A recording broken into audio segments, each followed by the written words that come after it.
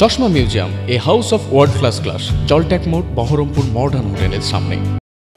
জেলা পুলিশ সুপারের নির্দেশে পথ দুর্ঘটনা এড়াতে ট্রাফিক ব্যবস্থার এক অভিনব উদ্যোগ নিলেন ওসি উৎপল দাস। রবিবার দুপুরে রেজিনগর থানার ভারপ্রাপ্ত আধিকারিক উৎপল দাস ও বেলডাঙ্গা 2 নম্বর ব্লকের বিডিও তুহিন কান্তি ঘোষ ব্লকের 6টি অঞ্চলের প্রধানদের নিয়ে 12 নম্বর জাতীয় সড়কে পথ দুর্ঘটনা কমাতে প্রথমে থানা প্রাঙ্গণে মিটিং করলেন। তারপর প্রত্যেক ট্রাফিক মোড়ে ভিজিট করলেন সকলকে নিয়ে।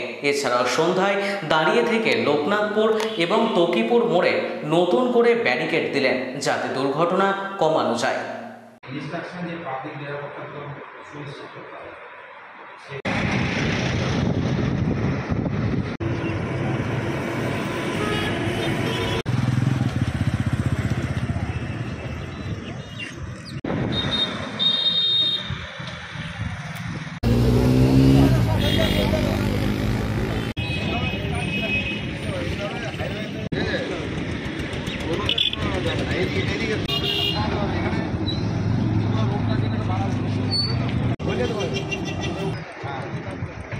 ইনস্ট্রাকশন আমরা দিয়েছি কি মানে যত কম অ্যাক্সিডেন্ট আমরা मतलब एक्चुअली एक्सीडेंट जीरो হওয়ারই তো मतलब द बेस्ट डेटा, लेकिन তাও that is not practically possible. কিছু তো লেকিন যত কম করা যেতে পারে আমরা অনেকটাই অ্যাডিশনাল স্পিড ট্রাফিক, ডিএসপি ট্রাফিককে কিছু আজকে আমি টার্গেট দিয়েছি কি এর থেকে বেশি অ্যাক্সিডেন্ট না পৌঁছে লাস্ট ইয়ার থেকে আমাকে কম করতেই হবে। অ্যাটলিস্ট 30-40% আমাকে অ্যাক্সিডেন্ট, ডেথ, ফ্যাটালিটি কম করতেই হবে।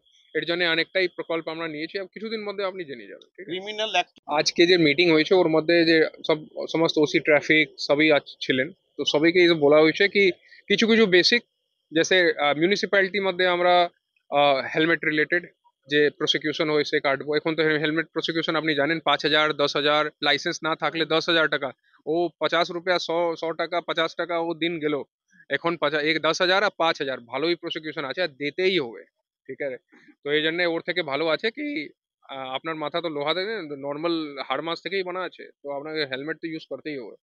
অ্যান্ড হেলমেট, সিট বেল্ট, তারপর থেকে আমার কিছু কিছু জায়গা আছে যেখানে গার্ডেল ওডেল প্লেস করে একটু স্পিড কমাতে হবে, বিকজ এখানকার বলার জন্য এনএচ, বাট এনএচ এর যে অবস্থা আছে, আপনি আবার ওদিকে নদিয়া রানাঘাট দিকের এনএচ দেখবেন তো 6 লেন 8 লেন এনএচ আছে, খুব ভালো রাস্তা, দুদিক থেকে লোহার ব্যারিয়ার, কেউ ওখানে ক্রস করে কেউ ঢুকতে পারবে না।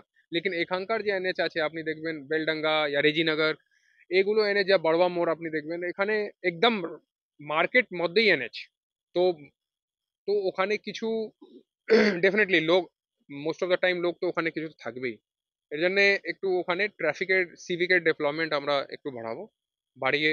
আর এই যে আপনি বলছেন কি যে গাড়ি চালাচ্ছে ওর মধ্যে মোবাইল ইউজ করছে, আর ডেফিনেটলি ও তো আমাদের লোককে বলা হয়েছে, ওরকম করলে আমরা আইনে যে প্রসিকিউশন আছে প্রসিকিউশন কাটবো, ঠিক আছে। না দেখুন,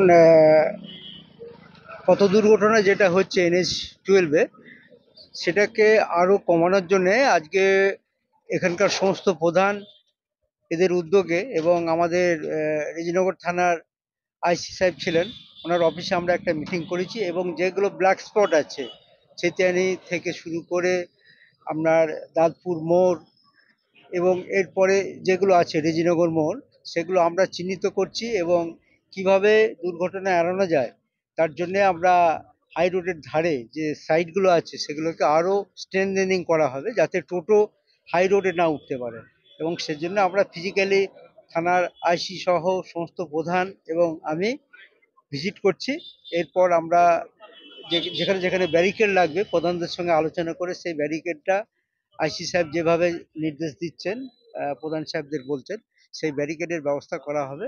এবং পাবলিক সচেতনতার জন্যে আমরা প্রধানদের বলেছি সমস্ত টোটো চালকদের নিয়ে একটা করে বৈঠক করতে, যাতে টোটোরা হাই রোডের ওপর দিয়ে না চলে, এবং তার জন্য কিন্তু উপযুক্ত প্রশাসনিক ব্যবস্থা নেওয়া হবে যদি কেউ আইন ভঙ্গ করে। আমাদের মাননীয় ওসি সাহেব উৎপল দাস মহাশয় যেভাবে এই 12 নম্বর জাতীয় সড়কে রেলিংয়ের ব্যারিকেড দিয়ে তিনি মানুষের জীবন সুরক্ষিত করতে চলেছেন, তাই আমরা এলাকাবাসী হিসাবে তিনাকে সাধুবাদ জানাই।